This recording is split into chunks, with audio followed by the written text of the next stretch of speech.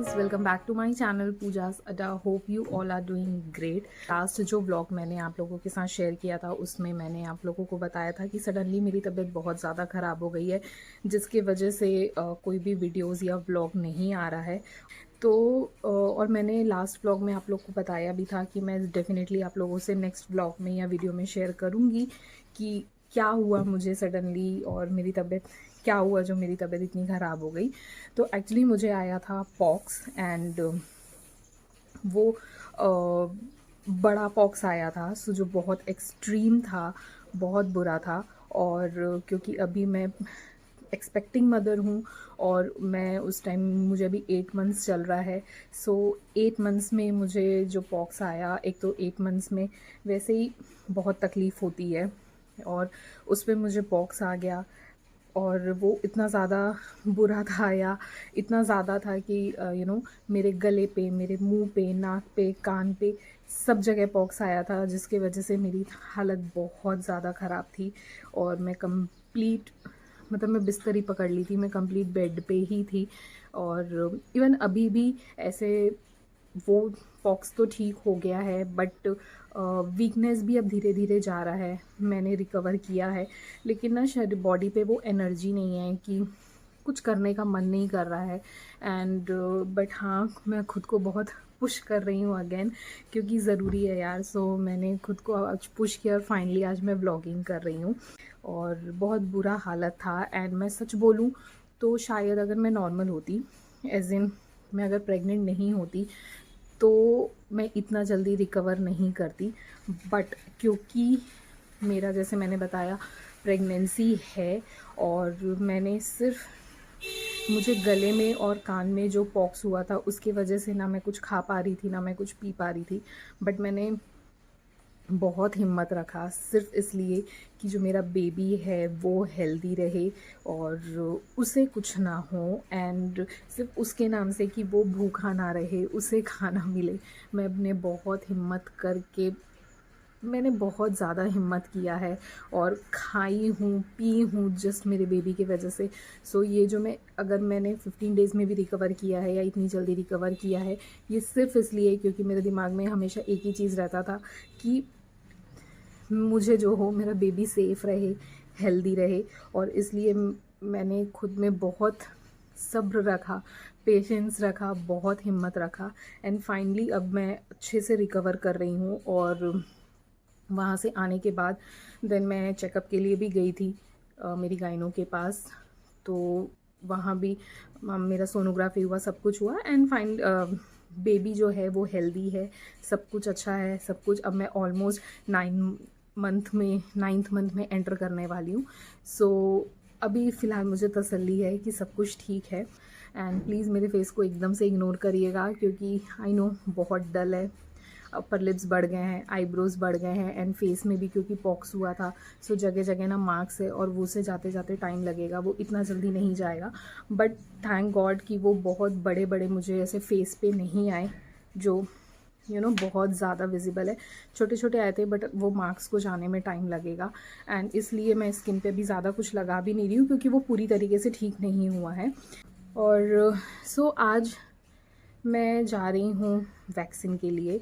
और मैं नर्वस हूँ। आई नो कि जो वैक्सीन है वो सेफ़ है and for pregnant women safe है।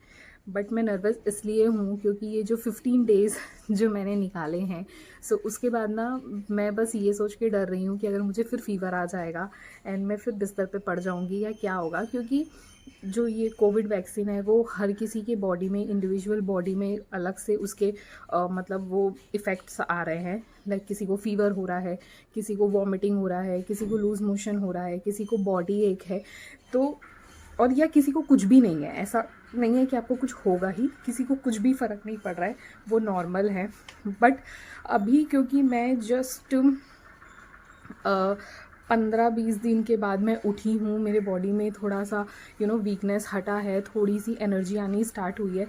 सो मैं बस ये सोच के डरी हुई हूँ या नर्वस हूँ कि मुझे फिर फ़ीवर आ जाएगा, मैं बिस्तर पकड़ लूँगी या क्या होगा। मैं बस ये सोच के बहुत डरी हुई हूँ, नर्वस हूँ।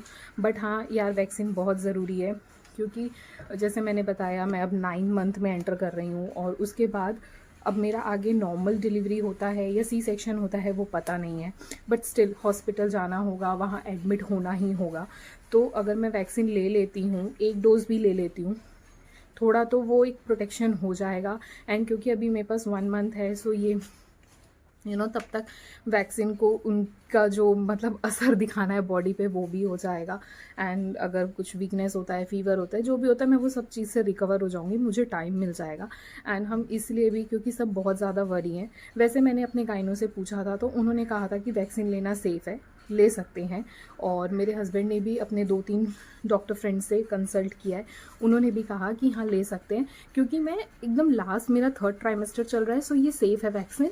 फर्स्ट ट्राइमेस्टर में सेफ़ नहीं होता है बिकॉज बेबी मैच्योर नहीं हुआ रहता है, बहुत छोटा सा रहता है जो फेटस है। सो उन्होंने कहा कि हाँ ये मेरे लिए सेफ़ है। बस मैं नर्वस इसीलिए हूँ कि जो ये वैक्सीन है पता नहीं किस तरीके से मेरे बॉडी पे रिएक्ट करेगा, या बट इम्पॉर्टेंट है एंड बहुत ज़रूरी है वैक्सीन लेना। और आप में से भी जिन्होंने अभी तक नहीं लिया है, प्लीज़ वैक्सीन ले लीजिए, क्योंकि अभी तक जो कोरोना की फ़ाइट है वो ख़त्म नहीं हुई है, स्टिल वो फ़ाइट चालू है। एंड क्योंकि मेरी फैमिली में एक केस ऐसा हुआ कि उनका लास्ट मई मंथ में हुई डिलीवरी हुआ। सो उनको सी सेक्शन हुआ, मेरे रिलेटिव हैं, सी सेक्शन हुआ। एंड सी सेक्शन करने के पहले डॉक्टर डेफिनेटली आपका कोविड टेस्ट कराते हैं। सो वो टेस्ट उसका नेगेटिव आया, एंड उन्होंने इसलिए अपना एक पर्सनल मतलब प्राइवेट वार्ड बुक किया था, कैबिन बुक किया था, क्योंकि कोविड का बहुत ज़्यादा मई में तो बहुत ज़्यादा ही सिचुएशन ख़राब था, तो इसलिए उन्होंने पर्सनल वार्ड भी बुक किया था। बट उनका क्योंकि सी सेक्शन हुआ, सो डेफिनेटली सी सेक्शन होते वो तुरंत तो घर नहीं आ सकती हैं, तो उनको 2-3 दिन तो हॉस्पिटलाइज ही थी वो। एंड जब वो वहाँ से आई तो उनको sudden loose motion and vomiting और ये सारी चीज़ें स्टार्ट हुई। एंड देन जब उनका कोविड टेस्ट हुआ तो वो कोविड पॉजिटिव निकली। सो ये क्योंकि हमारे फैमिली में ही केस हो चुका है, सो हम यही सोच रहे हैं कि बेटर है भले 1 दिन 2 दिन या थोड़ा फीवर आ जाए या जो भी, अगर कुछ हो भी रहा है ठीक है, बट एटलीस्ट आगे के लिए मैं सेफ़ रहूँगी, क्योंकि बाकी तो घर पे सबका वैक्सीन हो चुका है, मेरा ही नहीं हुआ है। और अभी तो हमने अपने गाइनों से भी कंसल्ट कर लिया है, तो उन्होंने भी कहा है कि ये सेफ़ है और मैं वैक्सीन ले सकती हूँ। सो आज मैं जा रही हूँ वैक्सीन के लिए, एंड मैंने स्लॉट्स वगैरह बुक कर दिए हैं। सो अब देखते हैं, बाकी आने के बाद मैं आपको बताती हूँ क्या होगा।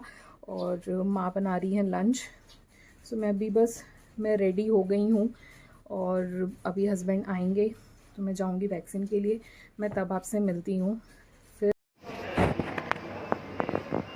सो फाइनली मेरा वैक्सीनेशन हो चुका है और अभी मैं अंडर ऑब्जर्वेशन हूँ हाफ एन आवर के लिए।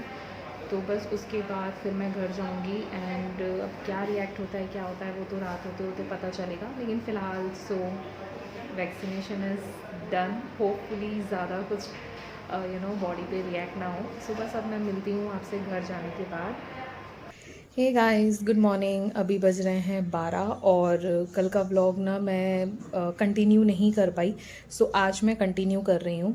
एक्चुअली कल क्या हुआ, वैक्सीन के लिए जैसे मैंने बताया मैं गई थी, और वहाँ पे ना बहुत ज़्यादा भीड़ थी, तो उसलिए टाइम लग गया। और उसके पहले क्या हुआ, हम जिस हॉस्पिटल में मैंने शेड्यूल किया था हम वहाँ पे गए, तो पहले उन्होंने मना कर दिया कि वो वैक्सीन नहीं देंगे, बिकॉज़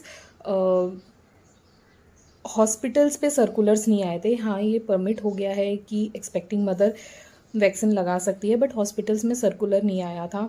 तो उन्होंने मेरा नंबर ले लिया था और बोला था कि अगर जब भी सर्कुलर आएगा तब वो मुझे कॉल करके बुला लेंगे। तो वहाँ उसके बाद हम दूसरे हॉस्पिटल पे गए पता करने के लिए, तो उन्होंने कहा कि वो दे देंगे अगर मेरी जो डॉक्टर है वो प्रिस्क्राइब करती है, लाइक वो इन रिटर्न देती हैं, तो वो मुझे वैक्सीन दे देंगे। और वहाँ पे जाने से पहले मुझे शेड्यूल कराना होगा, क्योंकि उस हॉस्पिटल में मैंने शेड्यूल नहीं स्लॉट बुक नहीं किया था। तो ये सब करके हम घर आए, और जैसे ही मैं घर आई तो जहाँ पे मैंने स्लॉट बुक किया था वहाँ से मुझे कॉल आ गया कि डॉक्टर आ गए हैं और उन्होंने मतलब बुलाया है मुझे कि मैं वैक्सीन ले सकती हूँ। देन मैं फिर वैक्सीन लेने के लिए गई, और वहाँ पे यार थोड़ी भीड़ थी, और क्योंकि गर्मी के वजह से भी भीड़ था, बैठे थे, तो आने में थोड़ा लेट हो गया। सो आके अब पता है आपको बाहर से आए हैं या हॉस्पिटल से आए हैं तो आपको पूरा फ्रेश होना है। सो फ्रेश वगैरह होके लंच वंच करके मैं सो गई और शाम को भी लाइक ना इधर उधर करके निकल गया। सो मैं इसलिए कल ब्लॉग कंटिन्यू नहीं कर पाई। सो आज मैं कंटिन्यू कर रही हूँ। और तो हाँ, फाइनली मैंने कल वैक्सीन ले लिया और मैं बहुत डरी हुई थी। मैंने पहले भी आपको बताया कि अगर मुझे फ़ीवर आएगा या कुछ होगा तो वो सब को लेके मैं बहुत ज़्यादा सोच रही थी। तो इसलिए रात में ना मैं अपने साथ पैरासिटामोल लेके सोई थी कि जस्ट इन केस अगर आधी रात को मुझे फ़ीवर आता है तो मैं पैरासिटामोल ले लूँगी। और मैंने इवनिंग में भी अपनी गाइनो से कंसल्ट कर लिया था, उनसे पूछ लिया था कि मैंने वैक्सीन लिया है, सो अगर मुझे फ़ीवर आता है तो मैं पैरासिटामोल ले सकती हूँ क्या? तो उन्होंने कहा था कि हाँ, मैं बिल्कुल से ले सकती हूँ। तो इसलिए मैं रात में अपने पास रख के सोई थी। बट थैंक गॉड वो नौबत नहीं आई, मुझे फ़ीवर नहीं आया। जस्ट हाँ कि जहाँ पे वैक्सीन लगा है वहाँ पे पेन है, लाइक हैंड मूव करने में प्रॉब्लम हो रहा है, थोड़ा भारी भारी सा है, पेन है।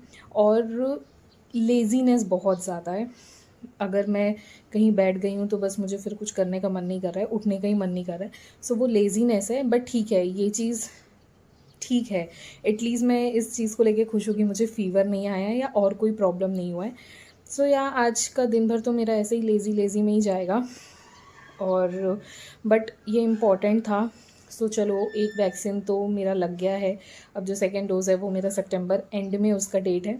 बट ठीक है, पहले ऐसा हो रहा था कि हम सोच रहे थे कि मेरी डिलीवरी के टाइम तक ना गुवाहाटी का सिचुएशन थोड़ा ठीक होने लगेगा, बट यहाँ उल्टा हो गया है, सिचुएशन ख़राब हो रहे हैं।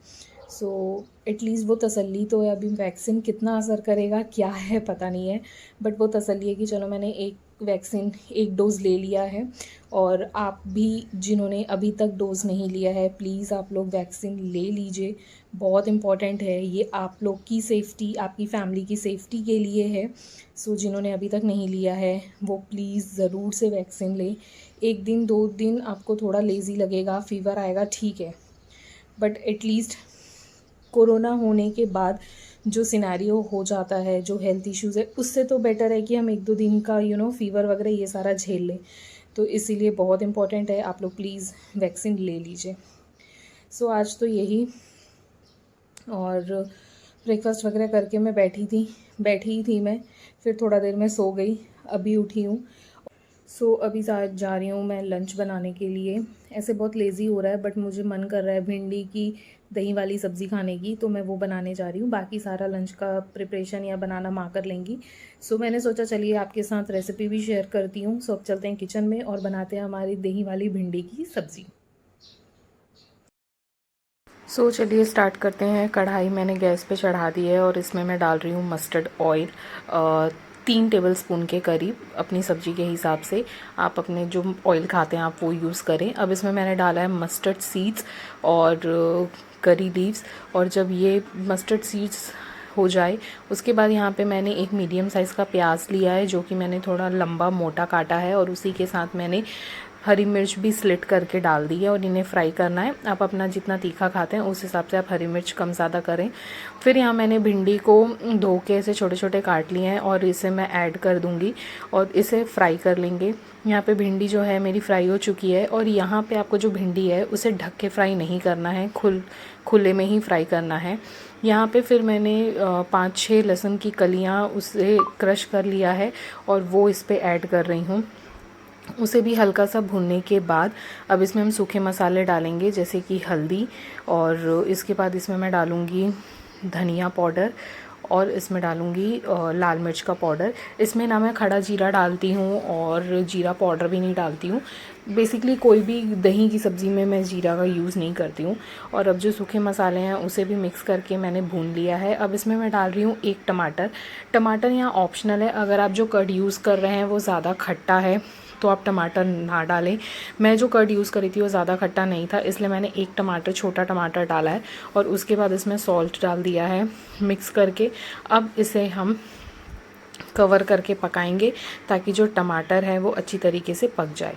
अभी आप देख सकते हैं जो मेरा टमाटर है वो पकने लग गया है। सो बीच बीच में आपको इसे स्टर करते रहना है ताकि सब्ज़ी बैठे ना। और यहाँ पे मैं इसमें डाल दे रही हूँ पानी। पानी डालने का रीज़न ये है कि थोड़ा टेम्परेचर नॉर्मल हो जाएगा एंड जो मसाले वगैरह जो मैंने सूखे पाउडर मसाले वगैरह डाले वो पानी की वजह से सारे अच्छे से भिंडी में लग जाएंगे। और पानी में जब उबाल आ जाएगा तो यहाँ पे मैंने दही ना फेंट के रख ली थी, ये घर पे ही जमाई हुई दही है। और दही डालते ही आपको इसको स्टर करते रहना है, अदरवाइज़ जो दही है वो फट जाएगा। आपको इसको तब तक स्टर करना है जब तक इस दही में उबाल ना आ जाए। तो और मैंने फ्लेम को कर दिया है हाई और अब इसे मैं स्टर करती रहूँगी। और ये दही जो थोड़ा सा बचा था उसमें पानी करके मैं इसे भी डाल देती हूँ, तो यार वेस्ट नहीं होना चाहिए, सो इसलिए। और फिर अगेन इसे स्टर करते रहेंगे। अब आप देख सकते हैं थोड़ा थोड़ा सा इसमें बॉईल आना स्टार्ट हो चुका है। सो अभी मैं इसे कवर करके रख दूँगी ताकि अच्छी तरीके से बॉईल आ जाए। सो चेक करती हूँ सब्ज़ी, आप देख सकते हैं काफ़ी अच्छा सा इसमें बॉईल आ गया है। तो मैं इसे एक दो बार इस तरीके से चला के अच्छी तरीके से मिक्स कर लूँगी। जितना भी दही और मसाले का टेस्ट है, फ्लेवर, वो भिंडी पे आ चुका है। बस अब मैं थोड़ा सा सॉल्ट टेस्ट कर लूँगी, अगर अभी कुछ कम ज़्यादा है तो वो अभी मैं मिक्स कर लूँगी। और अब जो मेरी सब्ज़ी है वो अच्छी तरीके से बन के रेडी है, सॉल्ट वगैरह सब कुछ परफेक्ट है। और अब मैं अपनी जो लंच की प्लेट रेडी करती हूँ। सो ये है मेरी थाली रेडी, जिसमें है राइस, चपाती, सैलड और आलू के पकौड़े एंड दही वाली भिंडी की सब्ज़ी। ओके, सो अब मेरा लंच है रेडी और मैं जा रही हूँ लंच करने। और ये जो ब्लॉग है इसे भी मैं यहाँ पे एंड करती हूँ। होप आपको ये छोटा सा ब्लॉग अच्छा लगा होगा। सो अब मैं मिलती हूँ बहुत जल्दी आपसे नए ब्लॉग के साथ या वीडियो के साथ। और अगर आपको ये ब्लॉग पसंद आया है सो मेक श्योर आप मेरे चैनल को सब्सक्राइब करें, बेल नोटिफिकेशन को ऑन करें ताकि मेरे न्यू वीडियो अपडेट्स आपको मिलते रहें। और जो रेसिपी मैंने बताई है ज़रूर से ट्राई करिएगा, मुझे कॉमेंट करके बताइएगा कि कैसा लगा। सो या चलिए अभी मैं मिलती हूँ आपसे बहुत जल्दी नए वीडियो के साथ। Till then bye, stay home, stay safe.